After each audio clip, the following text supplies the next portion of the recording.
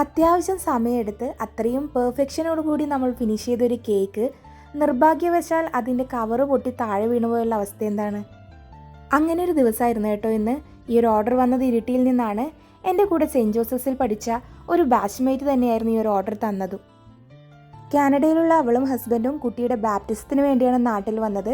Order place ചെയ്യുന്ന സമയത്ത് തന്നെ മൈന്യൂട്ടായ ഓരോ കാര്യങ്ങളും പറഞ്ഞുകൊണ്ടായിരുന്നു കേട്ടോ അവർ ഓർഡർ കൺഫേം ആക്കിയതും. ഈ ഒരു വർക്ക് ചെയ്ത് കഴിഞ്ഞപ്പോൾ അത്രയും പെർഫെക്ഷനോടുകൂടി ചെയ്ത ഒരു സാറ്റിസ്ഫാക്ഷൻ ഇല്ലേ, അതുണ്ടായിരുന്നു. പക്ഷെ എല്ലാം കഴിഞ്ഞ് രാവിലെ അത് പാക്ക് ചെയ്ത് അവർ കാറിലോട്ട് എടുത്തു വെക്കുന്ന സമയത്തായിരുന്നു കവറ് പൊട്ടി താഴോട്ട് വീണത്.